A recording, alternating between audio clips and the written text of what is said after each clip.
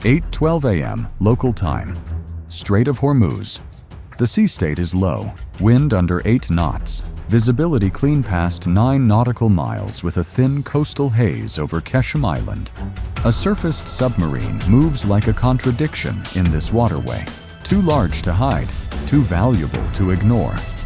On multiple scopes, the picture is routine until a single surface track holds an unnatural parallel line off the submarine's starboard quarter.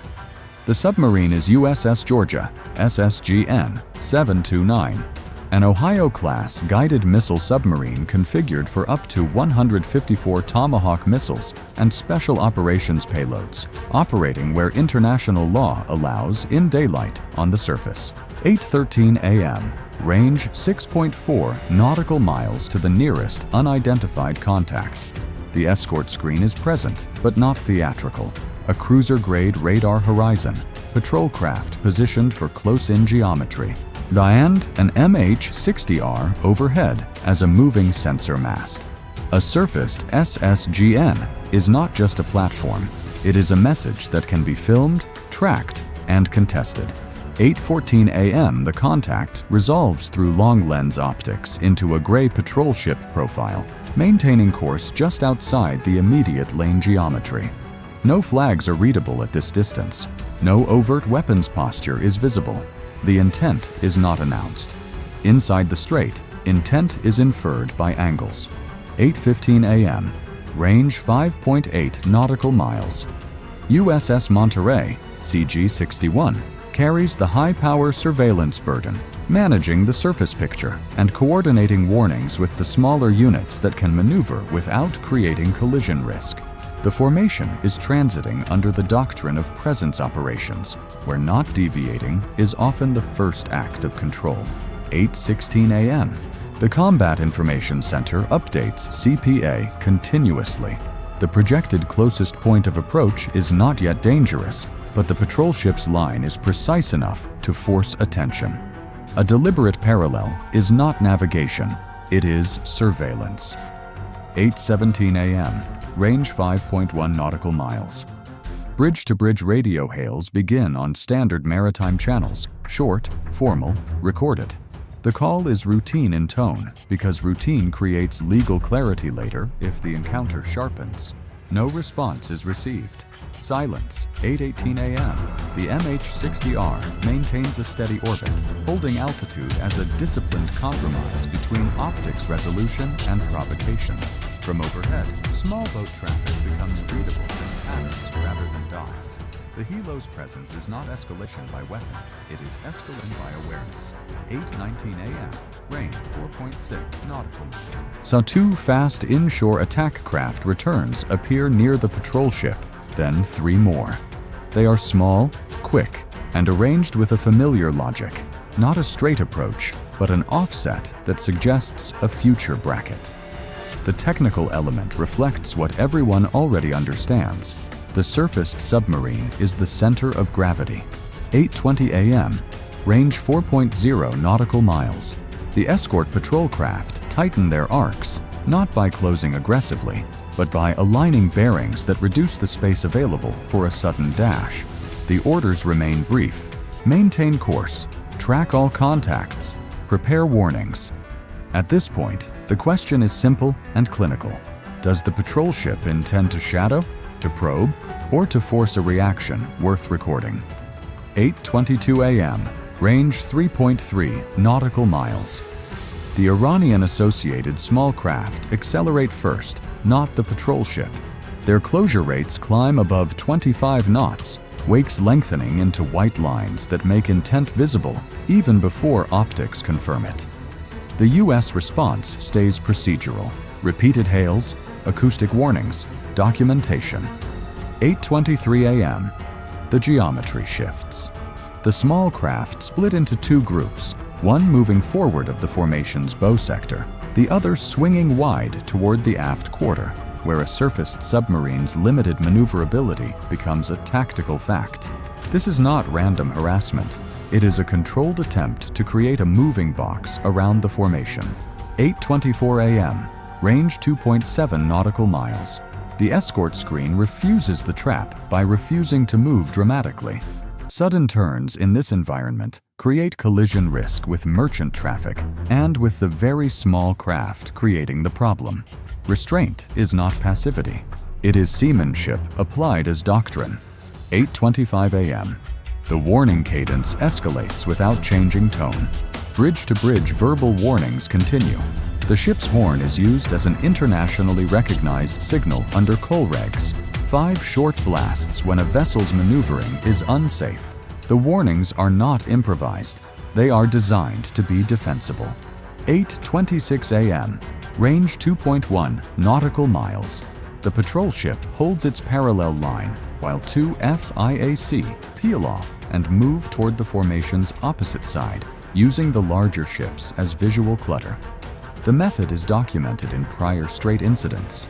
A larger group maintains position while a smaller element tries to approach from behind at high speed. 8:27 a.m. Range 1.6 nautical miles aft sector.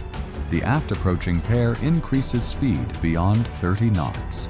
A weapons posture becomes visible through optics. Coverings off, crew positions set. In a comparable Fifth Fleet described encounter, closing speed in excess of 32 knots with weapons uncovered and manned was a key indicator driving lawful de-escalatory measures. 8:28 a.m. The captain receives an updated brief. The internal deliberation is not dramatic, but it is decisive.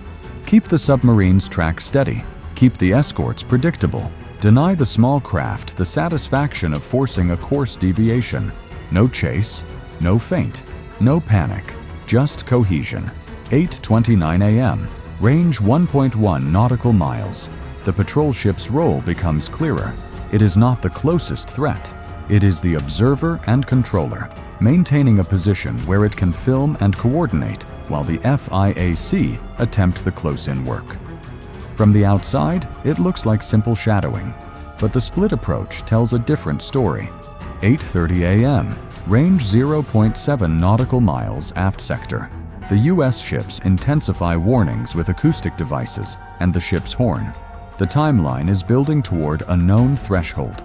When repeated warnings fail and craft close inside 300 yards at high speed, the latter moves to warning shots as a lawful de-escalatory measure. 8:31 a.m. The FIAC continue closing. CPA falls rapidly. At this moment, escalation is not about weapons, it is about seconds. 8:32 a.m. Range 300 yards. The Coast Guard and Navy crews follow established procedures. Warnings, horn, then controlled warning shots into safe water when the unsafe closure persists.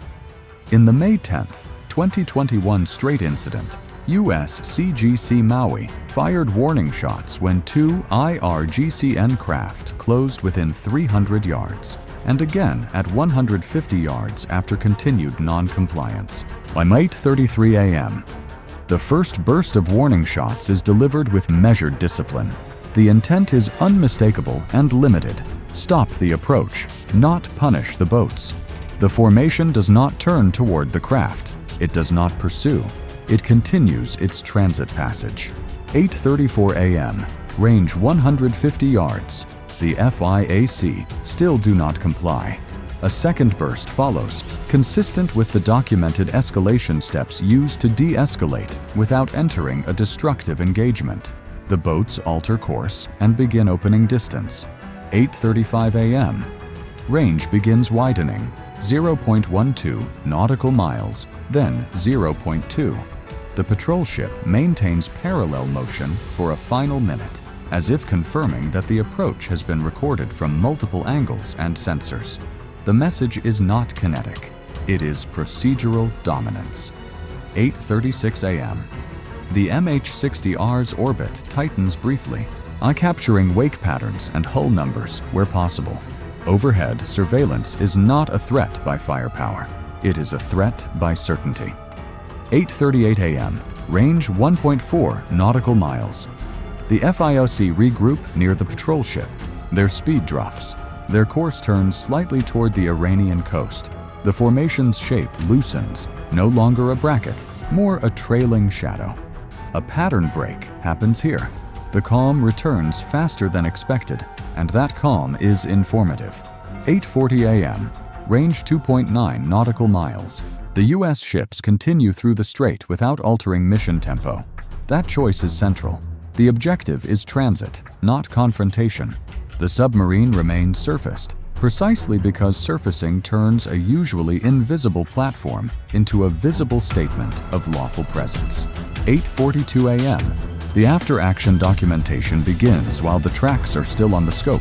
Timestamps, bearings, CPA values, speeds, radio logs, horn signals. The event is translated into evidence. This is not a dramatic victory. It is a controlled denial of escalation. 8:44 a.m. Range 4.7 nautical miles. The patrol ship's parallel line finally breaks. The FIAC fall back into coastal traffic. The surfaced submarine and its escorts move on, unchanged, because changing would concede that the harassment worked. 8:46 a.m. Range 6.3 nautical miles and widening. The strait opens into the broader Arabian Gulf approach lanes, where the tactical picture becomes less compressed and therefore less fragile. The escort commander's final note is not emotional. It is analytical. The hostile element was managed through warnings, colregs signaling, and lawful de-escalatory measures without losing course or composure. 8:48 a.m. Range 8.8 nautical miles. The helicopter remains overhead for a final pass, then transitions back to a broader patrol pattern. The submarine's surface transit continues, a slow, visible assertion that the lane remains open under international law. 8:50 a.m. Distance continues to grow, 11.5 nautical miles, then 14. The encounter de-escalates the way professional mariners prefer, not with speeches or theatrics, but with separation and paperwork. The intelligence value is extracted from Restraint, how quickly the boats formed a bracket, how they used a controlling patrol ship, how they reacted to standardized warnings and measured warning shots. The final lesson is not about who blinked first. It is that sea control in constrained waters is maintained by disciplined procedure, recorded clarity, and the refusal to let provocation dictate maneuver. Control through discipline, not force.